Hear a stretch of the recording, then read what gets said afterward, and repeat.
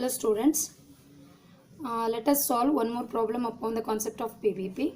Here I have a problem, that is a company wanted to invest on machinery. There are two alternatives available. Those are machine A and machine B, each costing 80,000 rupees. Cash inflow before tax and depreciation of the machines are as follows. They have clearly mentioned here that cash inflows are before tax and depreciation. It means they have given the cash inflows before deducting tax and depreciation. Before depreciation as well as tax, both the amounts has not yet been deducted out of the cash inflows given in the problem. So they have given number of years, that is 5 years. Machine A cash inflows and machine B cash inflows. The life of the machines 5 years. Calculate PBP if company is in tax bracket of 50%. So let's solve this problem now. As just I have explained now, analyze the problem. They have given the cash inflows before deducting depreciation as well as before deducting tax. But in order to calculate PBP, we need to calculate the cash inflows of before depreciation after tax. So let me go through the pro forma once again. So as we have discussed earlier, so whenever they have given the cash inflow before deducting the depreciation and before deducting the tax, so this profitability they have given in the problem. So first we need to deduct the depreciation, then we get the profit after depreciation before tax. Again we need to deduct the tax, then we get profit after depreciation and tax. Again we need to add depreciation. Finally we get the desired profit, that is annual cash inflow before depreciation and after tax. Now in order to calculate the desired profits, we need to construct the 8 columns table now. So first let's take the machine A. So we have to write the heading always. If you have not written the heading, you are going to, so you need to compulsorily write the heading for the table, otherwise you are going to lose the marks. So we have written here calculation of cash inflow before depreciation and after tax.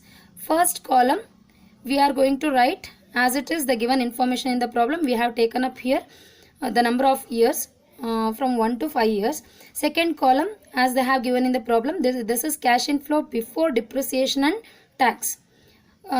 Problem alli ಏನು ಕೊಟ್ಟಿದ್ದಾರೆ ಆ cash inflows ಹಾಕೊಂಡಿದ್ದೀವಿ. Third column is depreciation.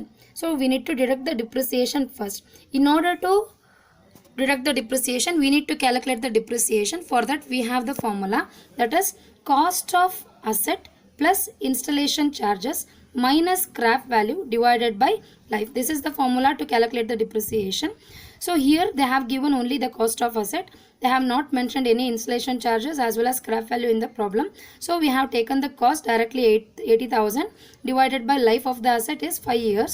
So we get the depreciation as 16,000 rupees. The same amount has been taken here in the depreciation column, third column. All the columns has been numbered as 1, 2, 3, 4, 5, 6, 7 up to 8. So we have taken the depreciation for all the cash inflows. It remains same for all the cash inflows. Fourth column is we need to deduct the depreciation now out of second column. Fourth column, if we deduct the depreciation, we get cash inflows after depreciation and before tax.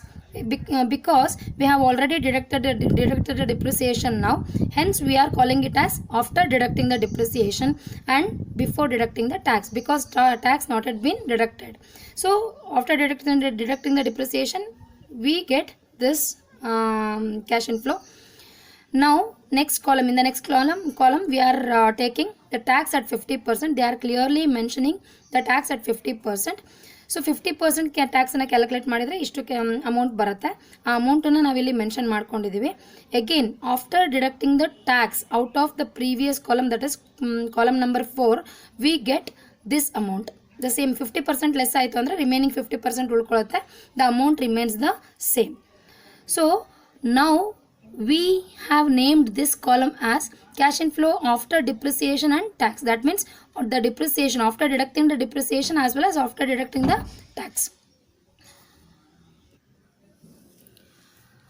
Now we need to add the depreciation again to the previous column, that is to the column number 6.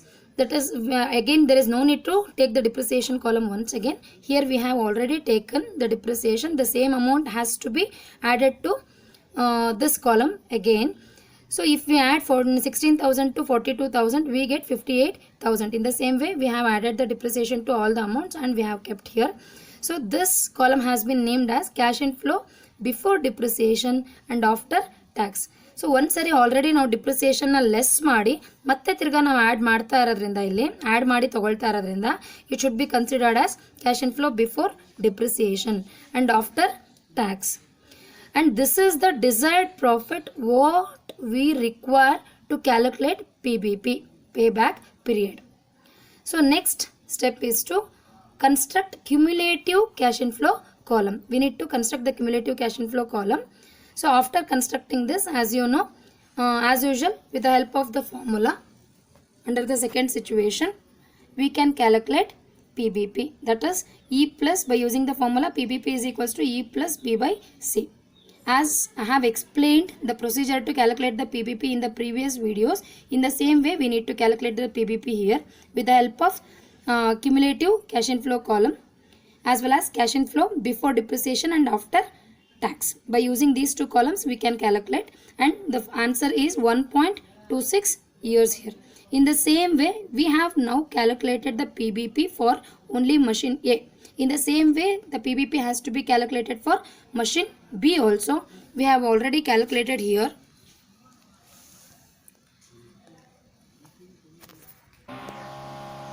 We have already calculated the PBP for machine B here by using the same procedure, by constructing the same table. The answer we get here 1.718 years. Now in order to give the recommendation to the company, you need to compare the PBP of both the machineries. The machine which is having the lesser PBP is considered as most suitable machine. Hence we need to give the conclusion here. Machine A is suitable for the company as machine A is having the lesser PBP than machine B. So this is the solution to the problem. Thank you.